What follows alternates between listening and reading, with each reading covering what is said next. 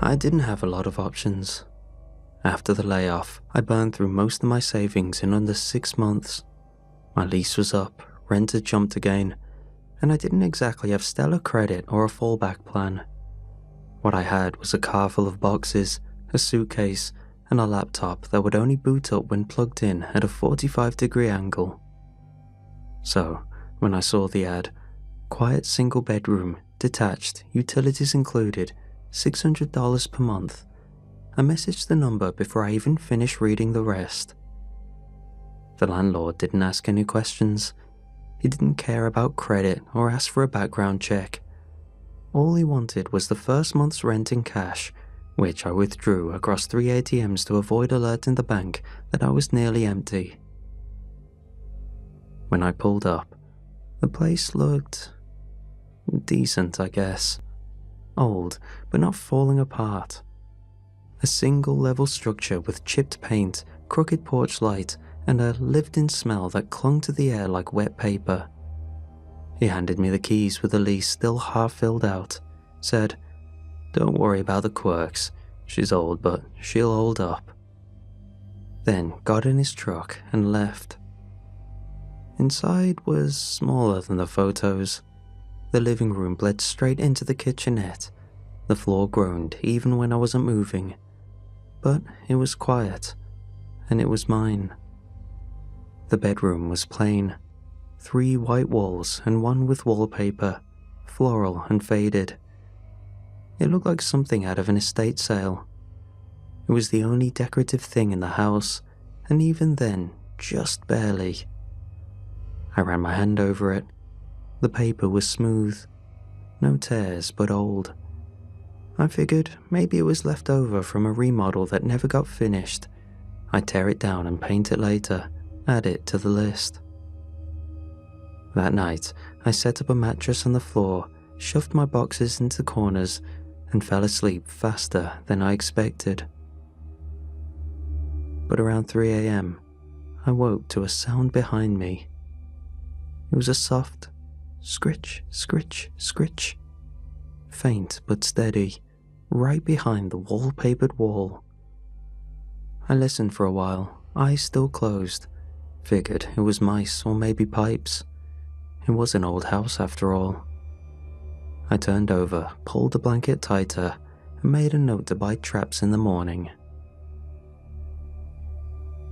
The next day was quiet. I spent most of it trying to make the place feel less like a Craigslist trap and more like a place where a person actually lives. I unpacked a little, stacked books I probably wouldn't read on a bench shelf, rearranged the 2 pieces of furniture I owned, a folding table and chair, to create the illusion of space. There was no internet yet, so I sat outside for an hour trying to poach someone's Wi-Fi signal.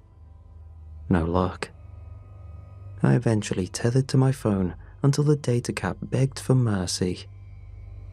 I made a sad pot of pasta and ate it over the sink, the kind of meal that feels lonelier than it should. Still, it was a roof, it was shelter, and I hadn't had to beg anyone for it. That counted for something. That night, I slept with a window cracked. The house got muggy without airflow. A few bugs made it in, but nothing worse than a moth dive-bombing my lamp. I was starting to feel like I could make this work. Until I woke up around 2:30 a.m. At first, I didn't know what pulled me out of sleep. No loud noises or scratching this time. Just a feeling, like my eyes had opened on their own, like something was waiting. The room was dim, streetlight through the blinds. I turned onto my back and caught it immediately. The top corner of the wallpaper, maybe 6 inches wide, had peeled itself away from the wall. I sat up, staring at it. The paper hung there like it had been carefully unglued.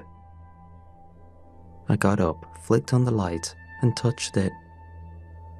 It was dry. Not soft or damp, no reason it should have came loose at all. I muttered to myself, found some tape in my box of random crap, and stuck the edge back down, smoothed it flat with my palm. Maybe the humidity loosened it. Old paste, cheap materials, whatever. I went back to bed, rolled over, and tried to ignore the knot forming in my stomach. 10 minutes later, I checked again. It had peeled back. Same corner, same exact fold. This time, the curl was cleaner. Not like gravity had pulled it, more like it had been pinched and rolled. I didn't touch it. I stared at it for a while, took out my phone and snapped a photo, then taped it again, firmer this time, pressed harder. I took another photo, same angle. 10 minutes later, peeled again. I flipped through the photos. In the first, the wallpaper was flat. In the second, the corner curled downward as if it never stayed down at all. I told myself it was just bad tape or bad luck, or that I was overtired and didn't press hard enough. But part of me was worried. Not for anything grand, but for my deposit I would desperately need back if I were to leave. A few evenings later, I sat on the edge of my mattress and stared at the wall like it owed me money. The wallpaper had peeled back again, more this time. The top third of one sheet hung free, drooping like a tired eyelid. Same corner, same precision. Still no damage, just peeled clean. It was starting to feel less like wear and tear and more like intention. I told myself if I was going to keep living here, I couldn't let every weird creak or draft spin me out. So I got up, walked over, and peeled it further. Might as well see what I was dealing with. Behind it, the drywall wasn't what I expected. It should have been flat, maybe a little dusty. Instead, it was scarred. Long, deep vertical grooves ran down the surface. The scratches were spaced, deliberate and repetitive, like someone had dragged nails through it in slow, meditative strokes, over and over. I ran my hand over them. The surface was warm. Definitely not drywall temperature. It was probably bad insulation or an old heater line behind the panel. I'd seen worse in cheaper places. Still, I let the wallpaper fall back into place and didn't tape it this time. That night, I had one of those half-sleep, sweat-stained dreams, the kind where your brain just loops the day's stresses into something heavy and warped. In the dream, I was in bed, just like I actually was, and I could hear faint, rhythmic breathing, as if someone's standing inches away. I woke up drenched, blanket kicked off, jaw tight and heart racing. Reflexively, I looked to the wall. The wallpaper was peeled back down to shoulder height now, a smooth, clean fold with no tears or flakes on the floor, like it had waited for me to fall asleep. Frustrated, I grabbed a stapler from a box and slammed in a fresh strip. I stapled the paper flat again and again, all the way around the edge. Then I shoved the bookshelf over, pressed it flush to the wall, boxes and all. I didn't even care what was inside them, just needed weight, pressure, distance. When I stepped back, I realized I was shaking. I felt like I wasn't fixing it to preserve the apartment. I was fixing it to keep something out. By the next night, the wallpaper had peeled so far down it looked like a curtain. The entire sheet sagged off the wall in one long, lazy flap. I woke up to the sound of the edge brushing the bookshelf, a faint papery sound like it was reaching down to tap me. That was the final straw. Around noon, after pacing the house and staring at the wall like it might blink, I gave in and called the landlord. He answered on the third ring with a distracted, "Yeah?" I explained the issue as calmly as I could. The wallpaper's peeling is worse every day. It won't stay down. I've tried tape, staples. It's just not holding. Long pause, then. Still good paper, he said. Just needs repasting. Been up since the 80s. Original install. Italian import, actually. Real quality stuff. Like he was proud of it. Like the history made it my problem. Right, but it won't stick, I said. It's not damaged, it's just coming off the wall completely. So, repaste it, he said, tone already slipping toward irritated. You think I'm going to replace it just because you can't work a glue brush? I blinked. Can I just take it down? Paint it over? I don't really care about the wallpaper. I just want absolutely not. His voice sharpened, like I'd suggested knocking down a wall. That wallpaper costs money, he said. Real money. You tear it, you pay for it. You remove it, you pay for it. You paint over it, you're definitely paying for it. I sat there, gripping my phone, staring at the opposite wall while he kept talking. Last guy in there tried the same thing, he muttered. Said it kept coming up, got fed up, left without notice. Some people just don't know how to maintain a property. I'm not your mother, and this ain't a hotel. I clenched my jaw. I'm not asking you to redo the place. I'm just saying something's not right with the wall. There are marks under... Then stop looking under it, he snapped. You keep picking at things, they're gonna come apart. Just paste it back. It's not complicated. He hung up before I could respond. I sat on the edge of the bed, phone still in my hand, and stared at the wall. The wallpaper had started to curl again. I watched it happen in real time, the edge slowly peeling back with a sluggish rhythm of something that knew it had me, like it had heard me, like it had won. By the day after, the entire top sheet had drooped down like a curtain someone forgot to tie back. It folded over itself, soft and slack, like skin trying to slough off. I stood there, staring at it for a long time, holding the new tub of paste in one hand and a brush in the other. I'd picked it up that afternoon, muttering to myself the whole drive. Cheaper than losing a deposit. Just paste it back. Not complicated. I repeated that to myself like a mantra now. Just paste it back. But before I did, I figured I should wipe down the surface underneath, in case it was damp or mouldy or whatever was making the paper come loose. I didn't want to trap anything wet between layers. That'd just make it worse. I peeled the sheet further to expose the wall, slow and careful, the way you open a closet you weren't sure was empty. The drywall underneath looked the same as before, pale, slightly uneven, still marked with those long, faint grooves, the ones I told myself were left over from some lazy renovation job. But then I saw a spot about the size of a nickel, maybe quarter-sized.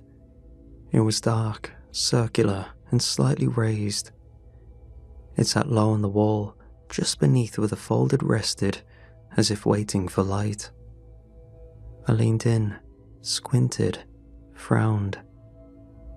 Mold. It had to be. The house always smelt vaguely damp, especially in the mornings, and I'd been keeping the windows shut tight most nights. Maybe the airflow was bad. Old wood, old paint. Things sweat when they rot. I muttered under my breath and went to the kitchen, grabbed a sponge and some all-purpose cleaner. Nothing fancy, just whatever was under the sink when I moved in. I sprayed the spot and pressed the sponge to it, gave it a few hard circles. The black didn't lift. I scrubbed harder, switching to the rough side. The edges started to smear. At first I thought it was working, but then I realized the smear wasn't fading. It was spreading. The edges stretched thin, like veins. Little black strands spidered outward, low contrast against the off-white drywall, branching like cracks in ice. They didn't flake or bubble like mold.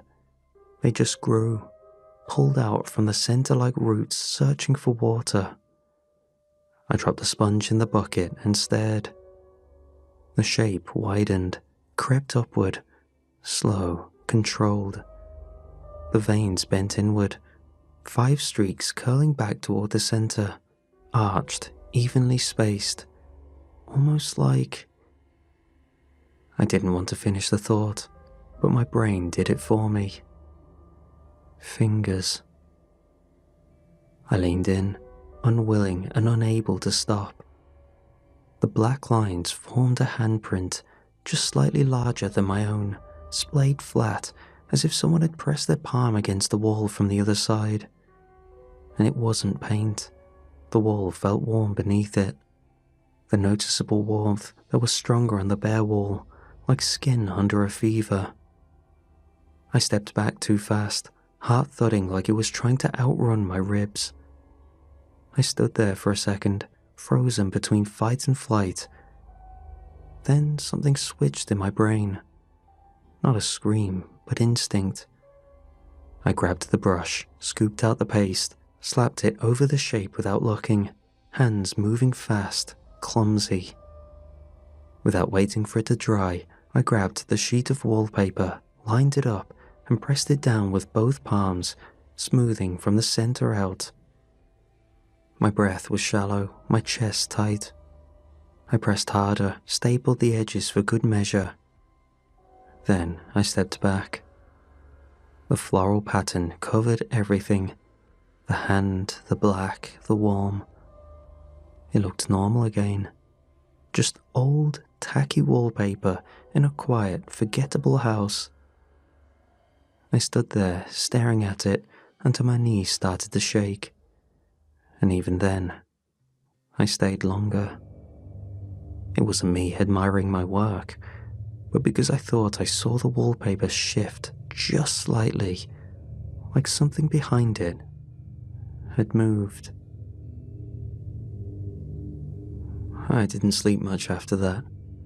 Every time I closed my eyes, I saw the pattern of the wallpaper pulsing behind my eyelids, floral shapes shifting in the dark, curling open and shut like lungs.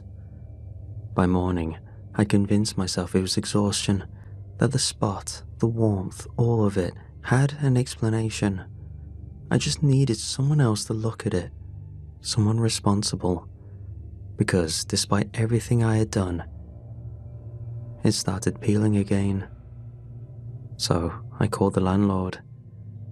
He picked up on the third ring, voice rough with that put-on annoyance people use when they want to make you feel like an inconvenience.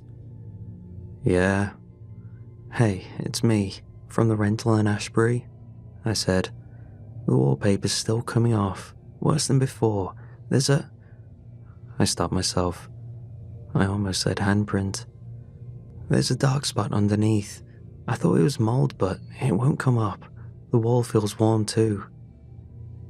He sighed, loud, drawn out. Jeez, you sound like the last guy. That made me pause. The last tenant?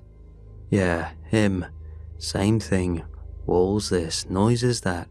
Kept calling like I was his damn building manager. I told him to stop fussing, but he wouldn't. Eventually broke lease and split. I filed for damages, ruined his credit.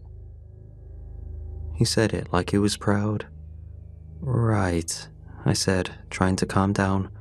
Well, this isn't about credit. The wall's doing something, it's... Look, he interrupted. Just scrub it with mold remover and fix it yourself. That's what normal people do when something's dirty. You can handle that, can't you? The tone wasn't even subtle anymore. Condescending, mean, like he wanted me to lose my temper so he could hang up smugly. I swallowed hard. I've already tried cleaning it. Then scrub harder. He actually laughed, a low, wheezing sound that hit me right in the chest. If you're not capable of basic upkeep, I can find someone who is. Don't make this difficult. And that was it. Click. I sat there with the phone still to my ear, listening to the dead air. For a long time I didn't move. The house was quiet, but it didn't feel quiet. The silence had a texture to it, thick, waiting like the walls were listening to see what I'd do next. I looked toward the bedroom. The wallpaper was already curling again, slow, deliberate, a flower unfolding. That was when it hit me. There wasn't going to be any help. No maintenance man, no inspection, no landlord riding in with keys and concern. It was just me. Me, the house, and the thing behind the wall. I had to fix this by any means. So I drove to the hardware store just before closing and walked straight to the adhesive aisle. I didn't even bother with the wallpaper paste section. I knew that wasn't going to cut it. I found what I was looking for on the bottom shelf. Industrial construction adhesive, the kind used to bond drywall to cinder block, the kind meant to last decades. I carried it up to the counter, set it down like I was buying ammo. The guy at the register gave it a glance, then looked up at me. "You know this stuff's permanent, right?" he said. "Once it's on, it's on." I nodded. Good. He didn't say anything after that, just scanned it and bagged it up. Back home, I changed into clothes I didn't care about and opened the tub on the bedroom floor. The chemical reek hit me immediately, sharp and metallic, with that sour undertone like burning plastic. My eyes watered, my throat stung. The wallpaper was hanging lower than before, not just curling now, sagging, drooping like it had weight behind it, like it was being pushed from the other side. I ignored it, laid out my tools, took a breath. Then I went to war. I slathered on the adhesive with the stiffest brush I had, no caution this time, no finesse, just heavy-handed strokes from top to bottom, smearing it into every crease, corner and bare spot. I worked fast, like if I slowed down the wall might notice. The paste bubbled as it spread, thick as caulk and twice as sticky. It sizzled slightly where it met the drywall. I told myself it was just a chemical reaction. When I finished, I lifted the sheet of wallpaper and pressed it down, firm and steady, both palms. I held it like I was sealing a wound, flattened it hard, smoothed out every ripple, every fold. I could feel the heat of the wall behind it, not warm like before, but reactive, twitchy. I prayed I hadn't accidentally set off a chemical reaction. I held until my arms ached, until it felt like the glue had gripped for good. Then I stepped back. The wall looked normal again. Just old, ugly wallpaper, patterned with those delicate little roses that now felt like tiny eyes. And for the first time in days, I let myself breathe. It stayed that way for a few hours. No peeling, no smells, no movement. I ate dinner standing up in the kitchen, keeping the bedroom in my peripheral vision like it might sneak up on me. But nothing happened. Around 9 p.m, I walked past the doorway and froze. There was a shape on the wall, faint but wrong. I flicked on the light. A bulge, right in the center of the wallpapered wall. It was subtle, barely curved at first, the kind of distortion you'd mistake for bad lighting or a paint bubble. But I hadn't painted anything, and it wasn't there an hour ago. I stepped closer, didn't touch it. The paper wasn't loose, it had come unstuck. The wall itself was starting to push outward. It was swelling from the inside, like something didn't like being sealed in. By morning, it wasn't subtle anymore. The bulge in the wall had grown, no longer a ripple or a bump, but a full swelling at the center of the wallpapered section. It bowed out like something pressing against the balloon from the inside. Still, no tears or peeling. The pattern remained pristine, perfectly intact, but the whole thing looked like it was holding its breath. I stood a few feet back, just staring, trying to decide whether to leave it alone or touch it. Part of me wanted to pack a bag and never look back. Another part wanted to finish the job, whatever that meant now. I stepped forward, slowly. The air felt warmer the closer I got. I reached out and pressed a hand against the center of the bulge. It gave under my palm, soft, elastic. It felt wrong, not like anything a wall should feel like. It was like pushing against muscle. I pressed harder, and then it pushed back. Just slightly, enough to let me know it knew I was there. I stumbled backward, breath caught in my throat. Jeez.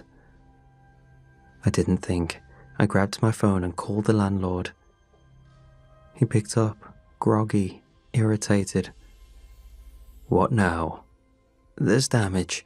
The wall's swollen. The section I fixed, it's ballooning out like something's behind it. That got his attention. Damage, he repeated. I could hear his posture shift through the phone. How bad? Did you mess with the wall? What did you use? I used adhesive, I said. Construction grade. The wallpaper wouldn't stay down, so I... Oh, he cut in, suddenly chipper. You used the wrong stuff. I could hear the smile behind his voice. Yeah, see, that's on you. If the drywall's compromised, I'd have to replace the whole section, and that ain't cheap, not to mention my nice wallpaper. You told me to fix it. I said to paste it. You used industrial glue. Big difference. That's a liability issue now. I started to argue, but he rolled over me. I'll come by tomorrow, bring a contractor. We'll take a look and get you an estimate for repairs. Click. No goodbye, no concern, just the sound of a trap snapping shut. I lowered the phone and stared at the bloated curve in the wall. The floral wallpaper stretched like skin over a bruise. And for the first time, I realized this wasn't just going to cost me money. I was in something I didn't understand, and I wasn't sure it would let me out. The landlord's truck rumbled into the driveway the next morning, followed by a dented van that looked like it hadn't passed inspection in years. He climbed out first, crisp polo shirt tucked into slacks that didn't fit right, sunglasses perched on top of his head like he thought they made him look important. The man who followed was built like a refrigerator in overalls. He didn't say anything, just gave a short nod before following the landlord up the steps. From the way they greeted each other, the casual laugh, the slap on the shoulder, I could tell this wasn't the first time they'd done this routine. The landlord barely said hello before brushing past me into the bedroom. And there it was, the wall, bowed and taut, the floral patterns stretched thin. He gave a long, exaggerated whistle. Ah, he said, rubbing his chin. Yeah, that'll be a problem. The contractor nodded, already running his hand along the bulge. Might be a moisture pocket, he said. Could be pressure building under it. He turned to me with that fake professional smile. If it bursts, that's an emergency repair. Could run you thousands. The landlord glanced back at me. Lucky for you, I'm being reasonable, he said. Let's just take a look. I clenched my fists at my sides. Watching them together, the two of them smirking, talking in coded contractor language I barely understood, made me want to tear the whole wall down myself. They didn't care about fixing it. They cared about owning me. The landlord stepped closer, pressing a hand flat against the bulge. "Ooh, it's soft," he said, grinning. "You feel that? That's the adhesive reacting to humidity." The contractor joined him, pressed a finger into the curve. He chuckled low. "Yeah," he said, "could be pressure building under it. Best not to poke it too." He pushed harder. Much. The wall moved. Not the wallpaper, the whole wall. It shifted under their hands like something flexing beneath the surface. The landlord frowned. What the hell? Then it rippled. The bulge pulsed outward once, the floral pattern stretched so tight it almost vanished. A sound followed, a wet, sticky pop like a blister bursting. And then, the wall exploded. It happened fast, too fast for my brain to catch up. The wall burst, not the plaster cracking or wallpaper tearing. It ruptured like something inside wanted out. A spray of thick, black liquid splattered across the landlord's chest, soaking through his shirt and spotting his face. He staggered back, coughing, eyes wide in confusion. What the hell? Then, a hand shot out. Not human, not even close. It was slick, the color of wet tar, and shaped almost like a person's, but too long, the fingers tapered into jagged, uneven tips. Not nails, hooks. It slammed into his chest with a wet thud.